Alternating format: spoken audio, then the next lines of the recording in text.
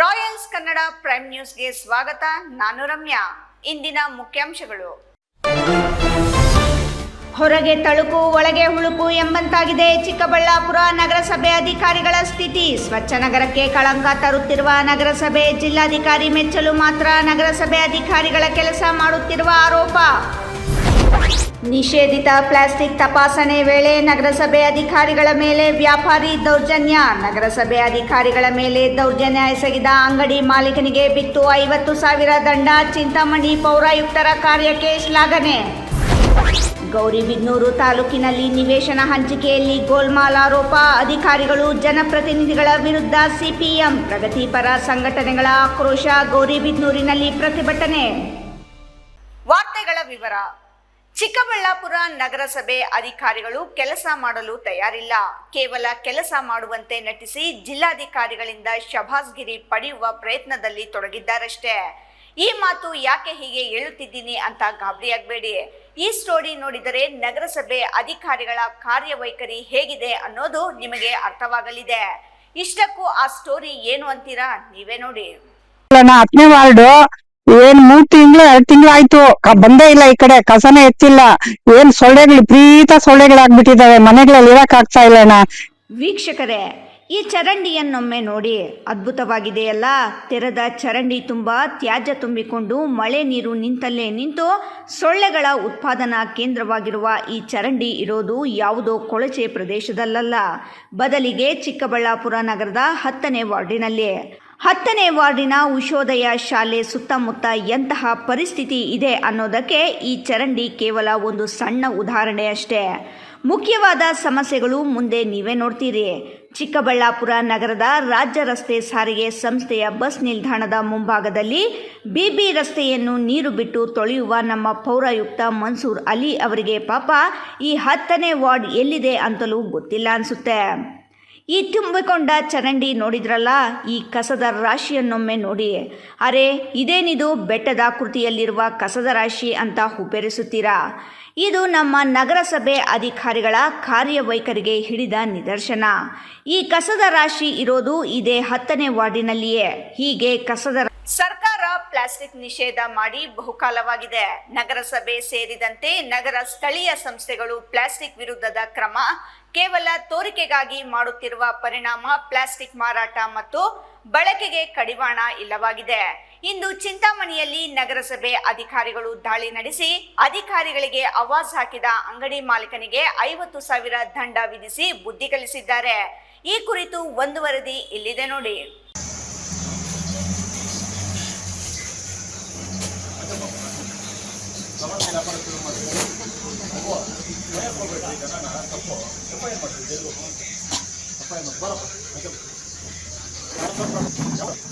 ಚಿಂತಾಮಣಿ ನಗರಸಭೆ ಪರಿಸರ ಸಂರಕ್ಷಣೆ ಮತ್ತು ಪ್ಲಾಸ್ಟಿಕ್ ಮುಕ್ತ ಅಭಿಯಾನದ ಅಂಗವಾಗಿ ನಗರದಾದ್ಯಂತ ನಿಷೇಧಿತ ಪ್ಲಾಸ್ಟಿಕ್ ಬಳಕೆ ವಿರುದ್ಧ ಕಟ್ಟುನಿಟ್ಟಿನ ಕಾರ್ಯಾಚರಣೆ ಕೈಗೊಂಡಿದ್ದು, ಈ ವೇಳೆ ನಗರಸಭೆ ಆರೋಗ್ಯ ನಿರೀಕ್ಷಕರು ಮತ್ತು ಸಿಬ್ಬಂದಿ ಎಪಿಎಂಸಿ ಮಾರುಕಟ್ಟೆಯ ಶ್ರೀ ಕೃಷ್ಣ ಟ್ರೇಡರ್ಸ್ ಅಂಗಡಿಯ ಮೇಲೆ ಅನಿರೀಕ್ಷಿತ ದಾಳಿ ನಡೆಸಿದರು.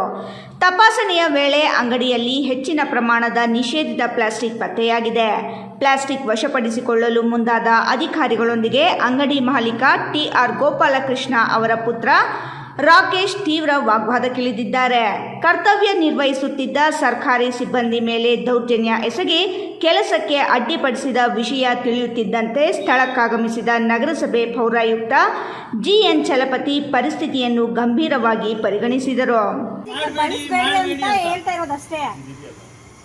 ಅಲ್ಲ, ಅದಿಟ್ಟುಕೊಂಡು ಮತ್ತೆ ಇದನ್ನ ಯೂಸ್ ಮಾಡ್ತಾ ಇದ್ದಾರೆ ಅಂದ್ರೆ ಹೇಗೆ? 1 kg ಹಾಕಿ ಹಿಂಗ ಹಾಕಿ ನೋಡೋಣ. ಅದು ಹಾಕಿದ್ರೆ ಹೊಡೆದೋಗುತ್ತೆ. ಏನು ಕೊಡಿಯತ್ತೆ?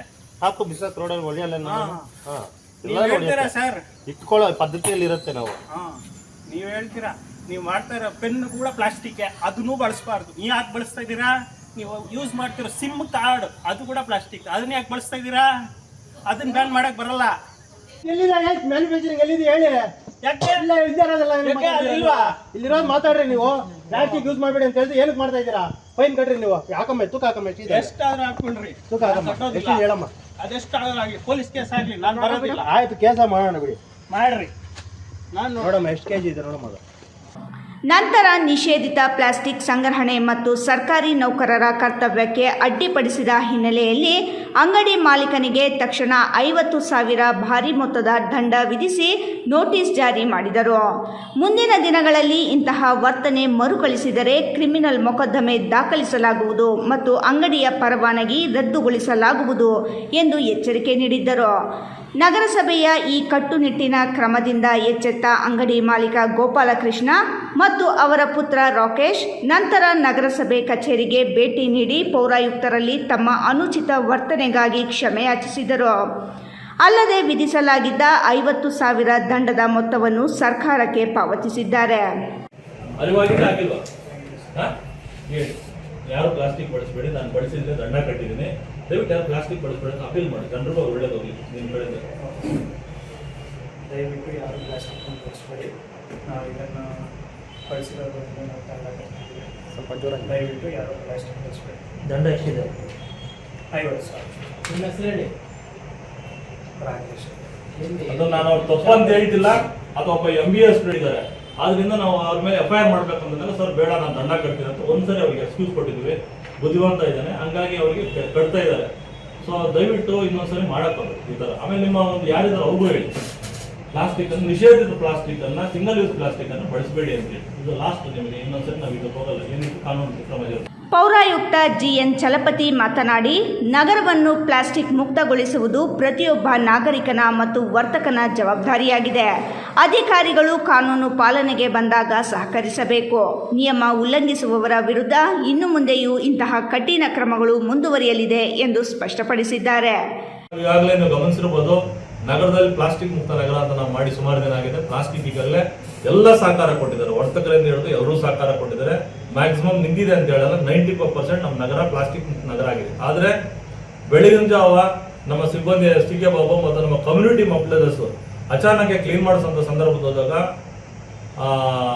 APMC ಒಳಗಡೆ ಕೃಷ್ಣ ಟ್ರೇಡರ್ಸ್ ಅಂತ ಅವ್ರ ಮಗ ಮತ್ತು ಅವರಿಬ್ರು ನಮ್ಮ ಸಿಬ್ಬಂದಿಗೆ ಶಬ್ದಗಳ ನಿಂದನೆ ಮಾಡಿ ಧಮಕಿ ಹಾಕಿ ಏನ್ ಮಾಡ್ತೀರಾ ಮಾಡ್ಕೊಳ್ಳಿ, ನಿಮ್ಮ ಕೈಲಿ ಏನಾಗ್ತದೆ ಅಂತ, ನಾವು ಪ್ಲಾಸ್ಟಿಕ್ ಮಾರಾಟ ಮಾಡೋದು ಅಂತ ಹಾಕಿದ್ರು. ಸೊ ಅವರಿಗೆ ನಾವು ಸಿಂಗಲ್ ಪ್ಲಾಸ್ಟಿಕ್ ಅನ್ನು ಯೂಸ್ ಮಾಡೋದು ತಪ್ಪು ಅಂತ ಅವ್ರಿಗೆ ಅರಿವು ಮೂಡಿಸಿದ್ದೇವೆ. ಯಾಕಂದ್ರೆ ಅವ್ರ ಮಗ ಸಹ ವಿದ್ಯಾವಂತನಾಗಿದ್ದಾನೆ, MBA ಹೋಲ್ಡರ್ ಆಗಿರೋದನ್ನ ಅವ್ರಿಗೆ ಸಹ ಅವ್ರಿಗೆ ಅರಿವು ಕೊಟ್ಟಿದ್ವಿ. ಕೊಟ್ಟರು ಸಹ ಅವರು ಪದೇ ಪದೇ ಪ್ಲಾಸ್ಟಿಕ್ ಬಳಸ್ತಾ ಇರೋದ್ರಿಂದ ಅವರಿಗೆ ಮಾನ್ಯ ಜಿಲ್ಲಾಧಿಕಾರಿಗಳ ಆದೇಶದಂತೆ 50,000 ರೂಪಾಯಿ ದಂಡ ಹಾಕಿದ್ದೀನಿ. ಈಗ ಬೆಳಗಿನ ಜಾವ ನೀವು ನೋಡ್ಬೋದು, 50,000 ರೂಪಾಯಿ ದಂಡ ಹಾಕಿದೀವಿ, FIR ಮಾಡಿಸ್ತೀವಿ ಅಂತ ಹೇಳಿದೀವಿ. ಹಂಗಾಗಿ ಅವರಿಗೆ ಮತ್ತೊಮ್ಮೆ ಅವ್ರಿಗೆ ಅವಕಾಶ ಕೊಡ್ತಾ ಇದ್ದೀನಿ, ದಂಡವನ್ನು ಅವ್ರು ಪಾವತಿ ಮಾಡ್ತಾ ಇದ್ದಾರೆ. ಮತ್ತೆ ಇದನ್ನೇನ ರಿಪೀಟ್ ಆದ್ರೆ ನಿಯಮಾನುಸಾರ ಏನು ನಿಷೇಧಿತ ಪ್ಲಾಸ್ಟಿಕ್ ಅನ್ನು ಬಳಸ್ತಾ ಇರೋದನ್ನ ಅವ್ರ ಮೇಲೆ ಸೂಕ್ತ ಕಾನೂನಿನ ಕ್ರಮ ಜರುಗಿಸಿ ಅವ್ರ ವಿರುದ್ಧ FIR ಮಾಡಿದ ಜೊತೆಗೆ ಅವ್ರ ವೃತ್ತಿ ಪರವಾನಗಿಯನ್ನು ಸಹ ನಗರಸಭೆ ರದ್ದು ಮಾಡುತ್ತೆ. ಇಮ್ರಾನ್ ಖಾನ್, ರಾಯಲ್ಸ್ ಕನ್ನಡ, ಚಿಂತಾಮಣಿ. ನಿಯಮಗಳನ್ನು ಗಾಳಿಗೆ ತೂರಿ ನಿವೇಶನ ರಹಿತರ ಪಟ್ಟಿ ಸಿದ್ಧಪಡಿಸಿ ನಿಯಮಗಳನ್ನು ಮೀರಿ ಗ್ರಾಮ ಸಭೆಗಳನ್ನು ನಡೆಸಿ ನಿಜವಾದ ಫಲಾನುಭವಿಗಳಿಗೆ ನಿವೇಶನ ಸಿಗದಂತೆ ಮಾಡುತ್ತಿರುವ ತಾಲೂಕು ಆಡಳಿತ ಮತ್ತು ಅಧಿಕಾರಿಗಳ ಕ್ರಮವನ್ನು CPM ಖಂಡಿಸಿದೆ. ಅಲ್ಲದೆ ಅರ್ಹ ಫಲಾನುಭವಿಗಳಿಗೆ ನಿವೇಶನ ನೀಡಲು ಆಗ್ರಹಿಸಿ ಪ್ರತಿಭಟನೆಯನ್ನು ನಡೆಸಿದೆ. ಈ ಕುರಿತು ಒಂದು ವರದಿ ಇಲ್ಲಿದೆ ನೋಡಿ. ಜಿಲ್ಲಾ ಪಂಚಾಯತ್ ಅಧಿಕಾರಿಗಳು ಬರಲೇಬೇಕು. ಜಿಲ್ಲಾ ಪಂಚಾಯತ್ ಅಧಿಕಾರಿಗಳು ಬರಲೇಬೇಕು. ಗೌರಿಬಿದನೂರು ತಾಲೂಕಿನ ಗ್ರಾಮ ಪಂಚಾಯಿತಿಗಳಲ್ಲಿ ಜನಪ್ರತಿನಿಧಿಗಳಿಲ್ಲದ ವೇಳೆ ಪಂಚಾಯತ್ ರಾಜ್ ನಿಯಮಗಳನ್ನು ಸಂಪೂರ್ಣವಾಗಿ ಗಾಳಿಗೆ ತೂರಿ ಗ್ರಾಮ ಸಭೆಗಳನ್ನು ನಡೆಸಲಾಗುತ್ತಿದೆ. ಸಾರ್ವಜನಿಕರಿಗೆ ನಿವೇಶನಗಳ ಹಂಚಿಕೆ ಮಾಡುವಲ್ಲಿ ತಾಲೂಕು ಆಡಳಿತ ಸಂಪೂರ್ಣವಾಗಿ ವಿಫಲವಾಗಿದೆ ಎಂದು CPM ಜಿಲ್ಲಾ ಪ್ರಧಾನ ಕಾರ್ಯದರ್ಶಿ ಸಿದ್ದಗಂಗಪ್ಪ ಆರೋಪಿಸಿದರು. ನಿವೇಶನ ಹಂಚಿಕೆಯಲ್ಲಿ ನಡೆಯುತ್ತಿರುವ ಅಕ್ರಮಗಳನ್ನು ಖಂಡಿಸಿ CPM ಹಾಗೂ ವಿವಿಧ ಪ್ರಗತಿಪರ ಸಂಘಟನೆಗಳ ಆಶ್ರಯದಲ್ಲಿ ಗೌರಿಬಿದನೂರು ತಾಲೂಕಿನ ಅಂಬೇಡ್ಕರ್ ವೃತ್ತದಿಂದ ತಾಲೂಕು ಪಂಚಾಯಿತಿ ಕಚೇರಿಯವರೆಗೆ ಬೃಹತ್ ಕಾಲ್ನಡಿಗೆ ಜಾಥಾ ನಡೆಸಲಾಯಿತು. ಬಳಿಕ ಕಾರ್ಯನಿರ್ವಹಣಾಧಿಕಾರಿ ಕಚೇರಿಗೆ ಮುತ್ತಿಗೆ ಹಾಕಿ ಸರ್ಕಾರದ ವಿರುದ್ಧ ಆಕ್ರೋಶ ವ್ಯಕ್ತಪಡಿಸಲಾಯಿತು. CPM ಚಿಕ್ಕಬಳ್ಳಾಪುರ ಜಿಲ್ಲೆಯ ಪ್ರಧಾನ ಕಾರ್ಯದರ್ಶಿ ಸಿದ್ದಗಂಗಪ್ಪ ಪ್ರತಿಭಟನೆಯ ನೇತೃತ್ವ ವಹಿಸಿ ಮಾತನಾಡಿ, ಇವತ್ತು ಕಾನೂನು ಬಾಹಿರವಾಗಿರ್ತಕ್ಕಂಥದಕ್ಕೆ ಹೋದಾಗ ಅಥವಾ ಉಳ್ಳವರಿಗೆ ಕೊಡೋದಕ್ಕೆ ಹೋದಾಗ ಅಲ್ಲಿನ ಬಡವರು ಪ್ರತಿಭಟನೆ ಮಾಡಿದ್ರೆ ಅವ್ರ ಧ್ವನಿಯನ್ನ ಅಡಗಿಸ್ಲಿಕ್ಕೆ ಪೊಲೀಸರನ್ನ ಉಪಯೋಗಿಸ್ತೀರಾ? ಪೊಲೀಸರಿಗೂ ನಾವು ಹೇಳ್ತಾ ಇದ್ದೀವಿ, ನೀವು ಕಾನೂನನ್ನ ರಕ್ಷಣೆ ಮಾಡಬೇಕಾಗಿರ್ತಕ್ಕಂಥವ್ರು, ಬಡವರ ಧ್ವನಿಯಾಗಬೇಕಾಗಿರ್ತಕ್ಕಂಥವ್ರು ಬಿಟ್ಟು ಯಾರೋ ಒಬ್ಬ ಜನಪ್ರತಿನಿಧಿ ಅಥವಾ ಒಬ್ಬ ಅಧಿಕಾರಿ ಹೇಳಿದ್ರು ಅಂತ ಹೇಳ್ಬಿಟ್ಟು ಇಲ್ಲ ಸಲ್ಲದ ಕೇಸ್ಗಳನ್ನ ಹಾಕಿದ್ರೆ ಬಹುಶಃ ಕಾನೂನು ಸುವ್ಯವಸ್ಥೆ ಅಚ್ಚುಕಟ್ಟಾಗಿದೆಯಲ್ಲ ಗೌರಿಬಿದನೂರು ಇತಿಹಾಸದಲ್ಲಿ ಅದು ಕೆಡ್ತಕ್ಕಂಥ ಸಾಧ್ಯತೆ ಇದೆ. ಜನ ರಚಿಕೊಂಡಿದ್ದಾರೆ. ಪೊಲೀಸಿಂದ ನೀವು ಬಾಯಿ ಮುಚ್ಚಕ್ಕಾಗಲ್ಲ. ಪೊಲೀಸಿನ ಬಂದೂಕಿಂದ ಜನರು ಬಾಯಿ ಮುಚ್ಚಿಸಬಹುದು. ನಾಳೆ ಚುನಾವಣೆಯಲ್ಲಿ ಪೊಲೀಸ್ ತುಪಾಕಿ ಇಟ್ಟು ಓಟ್ ಹಾಕ್ಸಕ್ ಆಗೋದಿಲ್ಲ ಅಂತಕ್ಕಂಥದ್ದನ್ನ ಈ ಸಂದರ್ಭದಲ್ಲಿ ಹೇಳ್ತಾ ಇದ್ದಾರೆ. ಇದು ಪ್ರಜಾಪ್ರಭುತ್ವ. ಗೌರಿಬಿದನೂರಿನ ಇತಿಹಾಸ ಇದೆ. ಇಷ್ಟು ವರ್ಷಗಳಿಂದಲೂ ಯಾವತ್ತು ಗ್ರಾಮ ಸಭೆಗಳು ಮಾಡಬೇಕಾಗಿದ್ರೆ ಯಾವುದೇ ಪೊಲೀಸ್ ಕರ್ಕೊಂಡು ಮಾಡಿರತಕ್ಕಂಥ ಚರಿತ್ರೆ ಇಲ್ಲ. ಗೌರಿಬಿದನೂರಿನ ಜನತೆ ಭಾರಿ ಶಾಂತಿ ಪ್ರಿಯರು, ಶಾಂತಿಗೆ ಸಂಕೇತವಾಗಿರ್ತಕ್ಕಂಥವ್ರು. ಬೇಕಾಗಿರೋ ರಚಿಸಿದ್ದೀರ. ಚಿಕ್ಕೂರ್ಗೋಡ್ನಲ್ಲಿ ಮಾಡಿದ್ದೆ ನೀವು. 11 ಜನ ಅಮಾಯಕರು ಏನ್ ಮಾಡಿದ್ರು? ಅವರು ಕಲ್ಲಾಕಿದ್ರ ಅಥವಾ ಅಡ್ಡಪಡಿಸಿದ್ರ? ಏಕಾಏಕಿ ಹೋಗಿ ಅವ್ರು ಹೋಗಿ ಅಲ್ಲ ಸರ್ ಇದು ನಮಗೆ ಹಿಂಗಿದೆ, ನಿಜವಾದ ಬಡವರಲ್ಲ, ಕೇವಲ ಇರ್ತಕ್ಕಂಥವ್ರು ಕೊಟ್ಟಿದ್ದೀರಾ ಅಂತ ಪ್ರಶ್ನೆ ಮಾಡಿಕೊಂಡಿದ್ದಕ್ಕೆ ಎಂತ ಗಂಭೀರವಾಗಿರ್ತಕ್ಕಂಥ ಕೇಸ್ ರಿಜಿಸ್ಟರ್ ಮಾಡಿದ್ದೀರಾ? ಇದನ್ನ ನಾವು ಒಪ್ಬೇಕಾ? ಅಲ್ಲಿನ ಪಿಡಿಒ ಅಧಿಕಾರಿಯಿಂದ ಕಂಪ್ಲೇಂಟ್ ಕೊಡಿಸಿ ಅದಕ್ಕೆ ಯಾವ್ಯಾವ ಒತ್ತುಗಳನ್ನು ಹಾಕಿ ಇವತ್ತು ಕಂಪ್ಲೇಂಟ್ ಕೊಡಿಸಿ ಇವತ್ತು ಕೇಸ್ ರಿಜಿಸ್ಟರ್ ಮಾಡಿಸಿದ್ದೀರಾ. ನಾವು ಈ ಸಂದರ್ಭದಲ್ಲಿ ಹೇಳ್ತಾ ಇದ್ದೀವಿ, ಗೌರವಾನ್ವಿತವಾಗಿ ಹೇಳ್ತಾ ಇದ್ದೀವಿ, ಅದನ್ನ ಕರೆಕ್ಟ್ ಆಗಿ ತನಿಖೆ ಮಾಡಿ ಆ ಒಂದು ಕಂಪ್ಲೇಂಟ್ ಸಂಪೂರ್ಣವಾಗಿ ಸುಳ್ಳಾಗಿರ್ತಕ್ಕಂಥದ್ದು, ಒತ್ತಡಕ್ಕಾಗಿರ್ತಕ್ಕಂಥದ್ದು, ಅದನ್ನ ರದ್ದುಪಡಿಸ್ತಕ್ಕಂಥ ಕೆಲಸ ಮಾಡಬೇಕಾಗಿದೆ. ಅದು ಬಿಟ್ಟು ನೀವೇನಾದ್ರೂ ನಿಮ್ಮ ಪ್ರಿಸ್ಟೇಜ್ ಹಾಕೊಂಡು ಕೇಸನ್ನ ಹಂಗೆ ಮುಂದುವರಿಸಿದೆ ಆದ್ರೆ ಬಹುಶಃ ಮುಂದಿನ ದಿನಗಳು ಚೆನ್ನಾಗಿರಲ್ಲ ಅಂತ ಹೇಳಿ ನಾನು ಈ ಸಂದರ್ಭದಲ್ಲಿ ಎಚ್ಚರಿಕೆ ಕೊಡ್ತಾ ಇದ್ದೀನಿ. ನಿವೇಶನ ಹಂಚಿಕೆ ವಿಚಾರದಲ್ಲಿ ಕನಿಷ್ಠ ನಿಯಮ ಪಾಲಿಸುತ್ತಿಲ್ಲ. ಆನ್ಲೈನ್ ಮೂಲಕ ಅರ್ಜಿ ಸಲ್ಲಿಸಲು ಮೇ 30ರವರೆಗೆ ಕಾಲಾವಕಾಶ ನೀಡಲಾಗಿದ್ದರೂ ಮೇ ಮೊದಲ ವಾರದಿಂದಲೇ ಸೈಟ್ ಹಂಚಿಕೆ ಪ್ರಕ್ರಿಯೆ ಆರಂಭಿಸಿರುವುದು ಕಾನೂನುಬಾಹಿರ. ಸಾರ್ವಜನಿಕರಿಗೆ ಸೈಟ್ ಕೊಡುವ ಹೆಸರಿನಲ್ಲಿ ನಾಟಕವಾಡಲಾಗುತ್ತಿದ್ದು ಇಡೀ ಪ್ರಕ್ರಿಯೆ ಭ್ರಷ್ಟಾಚಾರದಿಂದ ಕೂಡಿದೆ. ಗೌರಿಬಿದನೂರಿನ ಚರಿತ್ರೆಯಲ್ಲಿ ಎಂದೂ ಪೊಲೀಸ್ ಬಲದೊಂದಿಗೆ ಗ್ರಾಮ ಸಭೆಗಳನ್ನು ನಡೆಸಿದ ಉದಾಹರಣೆ ಇಲ್ಲ. ಅರ್ಹ ಫಲಾನುಭವಿಗಳು ಪ್ರಶ್ನೆ ಮಾಡಿದರೆ ಪೊಲೀಸ್ ಇಲಾಖೆ ಜನಪ್ರತಿನಿಧಿಗಳು ಹಾಗೂ ಅಧಿಕಾರಿಗಳೊಂದಿಗೆ ಶಾಮೀಲಾಗಿ ಸಾರ್ವಜನಿಕರ ಧ್ವನಿ ಅಡಗಿಸುವ ಕೆಲಸ ಮಾಡುತ್ತಿದೆ. ಈಗಾಗಲೇ ಚಿಕ್ಕಕುರುಗೋಡು ಗ್ರಾಮದಲ್ಲಿ ನ್ಯಾಯ ಕೇಳಿದ 11 ರೈತರ ವಿರುದ್ಧ ಪ್ರಕರಣ ದಾಖಲಿಸಲಾಗಿದೆ. ನಕ್ಕಲಹಳ್ಳಿ ಗ್ರಾಮದಲ್ಲಿ ಸೈಟ್ ಕೇಳಿದ ಗ್ರಾಮಸ್ಥರ ದಿನಬಳಕೆ ಉಪಕರಣಗಳನ್ನು ಕಿತ್ತುಕೊಳ್ಳಲಾಗಿದೆ. ಶಾಸಕರು ಆಶ್ರಯ ಸಮಿತಿ ಅಧ್ಯಕ್ಷರಲ್ಲ ಹಾಗೂ ಗ್ರಾಮ ಮಟ್ಟದಲ್ಲಿ ಚುನಾಯಿತ ಪ್ರತಿನಿಧಿಗಳಿಲ್ಲದೆ ಈ ರೀತಿ ಅವೈಜ್ಞಾನಿಕವಾಗಿ ಸೈಟ್ ಹಂಚುತ್ತಿರುವುದು ಖಂಡನೀಯ ಎಂದರು. ತಾರನಾಥ ಮಾತನಾಡಿ, ಗ್ರಾಮ ಪಂಚಾಯಿತಿ ಅಧ್ಯಕ್ಷ ಮತ್ತು ಉಪಾಧ್ಯಕ್ಷರು ಇದ್ದಾಗ ಮಾಡುವ ನಿವೇಶನ ಹಂಚಿಕೆಗಳು ಮಾತ್ರ ಶಾಶ್ವತವಾಗಿರುತ್ತದೆ. ಆದರೆ ಪ್ರಸ್ತುತ ಆಡಳಿತಾಧಿಕಾರಿಗಳ ಅವಧಿಯಲ್ಲಿ ಅಧಿಕಾರಿಗಳು ಗ್ರಾಮಗಳಿಗೆ ಭೇಟಿ ನೀಡಿ ನಿವೇಶನ ರಹಿತರನ್ನು ಗುರುತಿಸುವ ಕೆಲಸ ಮಾಡುತ್ತಿಲ್ಲ. ಸರ್ಕಾರದ ಮಟ್ಟದಲ್ಲಿ ಅರ್ಹರಿಗೆ ನ್ಯಾಯ ಒದಗಿಸುವಲ್ಲಿ ಅಧಿಕಾರಿಗಳು ವಿಫಲರಾಗಿರುವುದು ಶೋಚನೀಯ ಎಂದು ಬೇಸರ ವ್ಯಕ್ತಪಡಿಸಿದರು. ಗ್ರಾಮೀಣ ಭಾಗದ ಮಹಿಳೆಯರು ಸೈಟ್ ಹಂಚಿಕೆ ವಿಚಾರದಲ್ಲಿ ಲೋಪದೋಷಗಳನ್ನು ಖಂಡಿಸಿ ತಾಲೂಕು ಪಂಚಾಯಿತಿ ಆವರಣದಲ್ಲಿ ಉರು ಬಿಸಿಲಿನಲ್ಲಿ ಮಹಿಳೆಯರು ಮತ್ತು ಕಾರ್ಯಕರ್ತರು ಮುಖಂಡರು ನೆಲದ ಮೇಲೆ ಕುಳಿತು ಪ್ರತಿಭಟನೆ ಮಾಡಿದರು. ತಾಲೂಕು ಮಟ್ಟದ ಅಧಿಕಾರಿಗಳ ವಿರುದ್ಧ ಮತ್ತು ಶಾಸಕರ ವಿರುದ್ಧ ಘೋಷಣೆಗಳನ್ನು ಕೂಗಿದರು. ತಾಲೂಕು ಪಂಚಾಯಿತಿಯ ಕಾರ್ಯಾಲಯ ಮುತ್ತಿಗೆ ಹಾಕಲು ಭಾಗವಹಿಸಿದ ಸಿಪಿಎಂ ಮತ್ತು ಆನೋಡಿ ನಾಗರಾಜ್, ಬಾಬುರೆಡ್ಡಿ, ಸಿಪಿಎಂ ತಾಲೂಕು ಪ್ರಧಾನ ಕಾರ್ಯದರ್ಶಿ ವೆಂಕಟಸ್ವಾಮಿ, ಚಿಕ್ಕನಾಯ್ಡು, ನಾಗಪ್ಪ, ಲಕ್ಷ್ಮೀನಾರಾಯಣ, ಲಕ್ಷ್ಮಮ್ಮ, ಮಂಜುನಾಥ್, ಬಂದಾಳಲ್ಲಿ ಮೂರ್ತಿ, ಚಿಕ್ಕಕುರುಗೋಡು ಇದ್ದರು. ಇದೀಗ ಸಣ್ಣದೊಂದು ವಿರಾಮ. ವಿರಾಮದ ನಂತರ ರಾಯಲ್ಸ್ ಕನ್ನಡ ಪ್ರೈಮ್ ನ್ಯೂಸ್ ಮುಂದುವರಿಯುತ್ತದೆ. ಪ್ರಿಯ ವೀಕ್ಷಕರೇ, ಇವತ್ತು ನಮ್ಮ ದೈವಿ ಶಕ್ತಿ ಸಂಸ್ಥಾನದಿಂದ ಪ್ರತಿಷ್ಠಾಪಿಸಿ ಸಿದ್ಧಿ ಮಾಡಲಾಗಿರುವ ಕರುಂಗಲಿ ಮಾಲೆ ಮತ್ತು ಬ್ರಾಸ್ಲೈಟ್ ನಿಮಗಾಗಿ ತಲುಪಿಸಲಾಗುತ್ತಿದೆ. ನಮ್ಮ ಕರುಂಗಲಿ ಮಾಲೆಯನ್ನ ಭಾರತದ ಮಾಜಿ ಪ್ರಧಾನಮಂತ್ರಿಗಳಾದ ಇಂದಿರಾ ಗಾಂಧಿ ಅವರಿಂದ ಹಿಡಿದು ಈಗಿನ ಸ್ಟಾರ್ ನಟರಾದ ಧನುಷ್ ರವರು ಕೂಡ ಧರಿಸಿ ಅಷ್ಟೈಶ್ವರ್ಯಗಳನ್ನು ಪಡೆದಿದ್ದಾರೆ. 8 mm ಸರ್ಟಿಫೈಡ್ ಕರುಂಗಲಿ ಮಾಲೆಯನ್ನ ಎಬೋನಿ ಮರದ ತುಂಡುಗಳಿಂದ ಡಾರ್ಕ್ ಬ್ರೌನ್ ಬಣ್ಣದಿಂದ ಚೆಕ್ ಮಾಡಬಹುದು.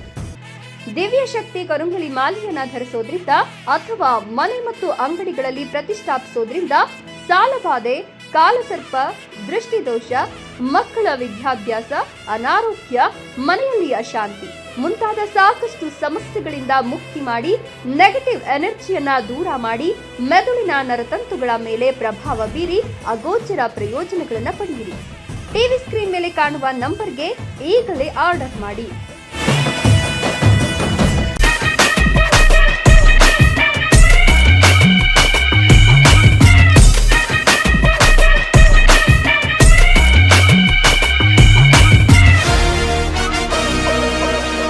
ಶ್ರೀ ಸರೋವರ್ ರೆಸಾರ್ಟ್. ಹುಟ್ಟುಹಬ್ಬ, ನಿಶ್ಚಿತಾರ್ಥ, ಬೀಗರ ಊಟ, ಕಾರ್ಯಕ್ರಮ ಯಾವುದೇ ಇರಲಿ, ನಿಮ್ಮ ಸಂಭ್ರಮ ಶ್ರೀ ಸರೋವರ್ ರೆಸಾರ್ಟ್ನಲ್ಲಿರಲಿ. ಸುಂದರ ವಾತಾವರಣ, ಸುವಿಶಾಲ ಮೈದಾನ, ಕಾರ್ಯಕ್ರಮ ವೇದಿಕೆ ಎಲ್ಲವೂ ನಿಮಗಾಗಿ. ಆಕರ್ಷಕ ಬಾಡಿಗೆ, ಸಮಾಧಾನದ ಸೇವೆ. ಕೆಂಪೇಗೌಡ ವಿಮಾನ ನಿಲ್ದಾಣದಿಂದ ಕೇವಲ 30 ಕಿಲೋಮೀಟರ್ ಅಂತರದಲ್ಲಿ, ದಿನ್ನೆಹೊಸಹಳ್ಳಿಯಿಂದ ಈಶಾಗೆ ಹೋಗುವ ಮುಖ್ಯ ರಸ್ತೆಯಲ್ಲಿ ಸಿದ್ಧವಾಗಿದೆ Shri Sarovar resort.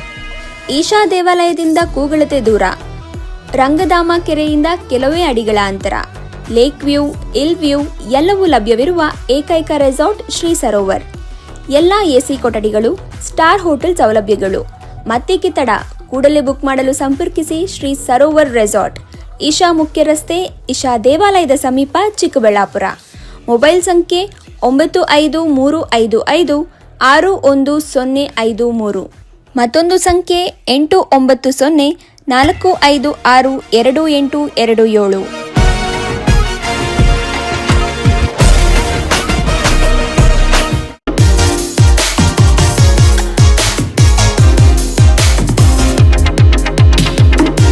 National education society of Karnataka, Basavanagudi, Bengaluru ಅಡಿಯಲ್ಲಿ ಭಾಗೇಪಲ್ಲಿ ನ್ಯಾಷನಲ್ PU ಕಾಲೇಜಿನಲ್ಲಿ 2026-27ನೇ ಸಾಲಿನ ಪ್ರಥಮ PUC ದಾಖಲಾತಿ ಪ್ರಾರಂಭವಾಗಿದೆ. Doctor H. ನರಸಿಂಹಯ್ಯನವರು ಸ್ಥಾಪನೆ ಮಾಡಿರುವ ನ್ಯಾಷನಲ್ PU ಕಾಲೇಜು ಬಾಗೇಪಲ್ಲಿಯ ಹೆಮ್ಮೆಯ ಶೈಕ್ಷಣಿಕ ಸಂಸ್ಥೆ. ಇಲ್ಲಿ ವಿಜ್ಞಾನ ಮತ್ತು ವಾಣಿಜ್ಯ, ಕಲಾ ವಿಭಾಗಗಳಲ್ಲಿ ಉತ್ತಮ ಸಂಯೋಜನೆಗಳೊಂದಿಗೆ ಗುಣಮಟ್ಟದ ಶಿಕ್ಷಣ ನೀಡಲಾಗುತ್ತಿದೆ. ಸೈನ್ಸ್ PCMB ಹಾಗೂ PCMCS, ಕಾಮರ್ಸ್ HEBA ಹಾಗೂ EBACS, ಆರ್ಟ್ಸ್ HESP, ನಿಯಮಿತ PU ಪಠ್ಯಕ್ರಮದ ಜೊತೆಗೆ KCET ಮತ್ತು ನೀಟ್ಗೆ ವಿಶೇಷ ತರಬೇತಿಯನ್ನು ನೀಡಲಾಗುತ್ತದೆ. ಆಧುನಿಕ ಪ್ರಯೋಗಾಲಯಗಳು, ದೊಡ್ಡ ಗ್ರಂಥಾಲಯ, ಅನುಭವಿ ಮತ್ತು ಪರಿಣಿತ ಅಧ್ಯಾಪಕರು ಇದು ನ್ಯಾಷನಲ್ PU ಕಾಲೇಜಿನ ವಿಶೇಷತೆ. ಉಚಿತವಾಗಿ ನಮ್ಮ ಕಾಲೇಜಿನಲ್ಲಿ ಸ್ಪೋಕನ್ ಇಂಗ್ಲಿಷ್ ಮತ್ತು ಕಂಪ್ಯೂಟರ್ ತರಬೇತಿಯನ್ನು ನೀಡಲಾಗುವುದು. 2025-26ನೇ ಸಾಲಿನ ದ್ವಿತೀಯ PUC ಪರೀಕ್ಷೆಯಲ್ಲಿ ನ್ಯಾಷನಲ್ ಕಾಲೇಜು ಬಾಗೇಪಲ್ಲಿಯಲ್ಲಿ ಕಲಾ ವಿಭಾಗದಲ್ಲಿ ಮೊದಲ ಸ್ಥಾನ ಪಡೆದಿದೆ. ವಿದ್ಯಾರ್ಥಿಗಳ ಸರ್ವತೋಮುಖ ಅಭಿವೃದ್ಧಿಗಾಗಿ ಪಠ್ಯೇತರ ಚಟುವಟಿಕೆಗಳಾದ NCC ಮತ್ತು NSS ತರಬೇತಿಯನ್ನು ನೀಡಲಾಗುತ್ತದೆ. SSLC ಪರೀಕ್ಷೆಯಲ್ಲಿ 600ಕ್ಕಿಂತ ಹೆಚ್ಚು ಅಂಕಗಳನ್ನು ಪಡೆದವರಿಗೆ ಉಚಿತ ದಾಖಲಾತಿ ನೀಡಲಾಗುವುದು. ಪ್ರತಿಭಾವಂತ ವಿದ್ಯಾರ್ಥಿಗಳಿಗೆ, ಸಾಮಾಜಿಕವಾಗಿ ಹಿಂದುಳಿದಿರುವಂತಹ ವಿದ್ಯಾರ್ಥಿಗಳಿಗೆ ಮತ್ತು ಬಡ ವಿದ್ಯಾರ್ಥಿಗಳಿಗೆ ಸ್ಕಾಲರ್ಶಿಪ್ ನೀಡಲಾಗುವುದು. ನಿಮ್ಮ ಮಗುವಿನ ಭವಿಷ್ಯವನ್ನು ಉಜ್ವಲಗೊಳಿಸಲು ಇಂದೇ ದಾಖಲಾಗಿ. ಸಂಪರ್ಕಿಸಿ ಪ್ರಾಂಶುಪಾಲರು doctor Venkata Shivareddy B. Mobile ಸಂಖ್ಯೆ 98870308. ಮತ್ತೊಂದು ಸಂಖ್ಯೆ 9480115846. ವಿರಾಮದ ನಂತರ ರಾಯಲ್ಸ್ ಕನ್ನಡ ಪ್ರೈಮ್ ನ್ಯೂಸ್ಗೆ ಸ್ವಾಗತ. ಮನುಷ್ಯ ತನ್ನ ಜೀವಿತಾವಧಿಯಲ್ಲಿ ಎಂದಿಗೂ ಜೈಲು ಮತ್ತು ಆಸ್ಪತ್ರೆಗೆ ಹೋಗಬಾರದು. ಒಂದು ವೇಳೆ ಅನಿವಾರ್ಯವಾಗಿ ಆಸ್ಪತ್ರೆಗೆ ಬರಬೇಕಾಗಿ ಬಂದರೆ ಇಲ್ಲಿನ ವಾತಾವರಣ ಮತ್ತು ಕಾಯಿಲೆ ಭಯದಿಂದ ಅವರು ಮಾನಸಿಕವಾಗಿ ಕುಗ್ಗುತ್ತಾರೆ. ಆಸ್ಪತ್ರೆಗೆ ಬರುವ ರೋಗಿಗಳಿಗೆ ಸರಿಯಾದ ಮಾಹಿತಿ, ಸಾಂತ್ವನ ಮತ್ತು ಉತ್ತಮ ಸೇವೆ ನೀಡಿದರೆ ಅವರಿಗೆ ಸಿಗುವ ನೆಮ್ಮದಿ ಬೇರೆಲ್ಲೂ ಸಿಗಲು ಸಾಧ್ಯವಿಲ್ಲ ಎಂದು ಶಾಸಕ ಕೊತ್ತೂರು ಮಂಜುನಾಥ್ ಹೇಳಿದರು.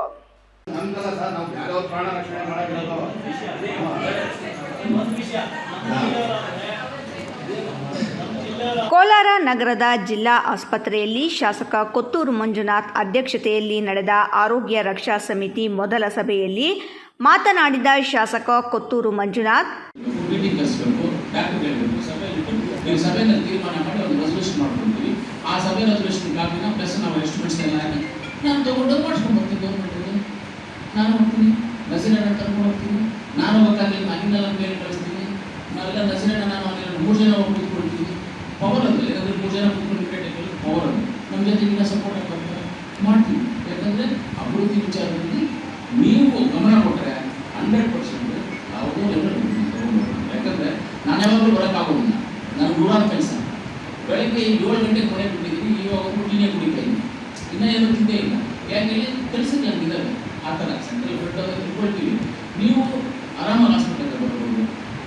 ಒಂದೊಂದು ದಿವಸ ದಿನ ಬಿಟ್ಟು ದಿನ ಬರಲಿ, ನೀವೇ ಮಾತಾಡ್ಕೊಂಡ್ರೆ ಅಕ್ಕ ಒಂದು ದಿವಸ ಬರಲಿ, 1-2 ಅವರ್ ಇಲ್ಲೇ ಇರಲಿ, ಹಾಸ್ಪಿಟಲ್ ಓಡಾಡಲಿ, ಏನು ಕೊಡ್ತಾ ಇದೆ, ಬಾತ್ರೂಮ್ ಕ್ಲೀನ್ ಇದೆಯಾ ಇಲ್ವಾ, ನೀರಿದೆ ಇಲ್ವಾ, ಮಕ್ಕಳಿಗೆ ಬಿಸ್ಕೀಟ್ ಕೊಡ್ತಾ ಇದ್ದಾರಾ ಇಲ್ವಾ, ಅದೆಲ್ಲ ಚೆಕ್ ಮಾಡಿ.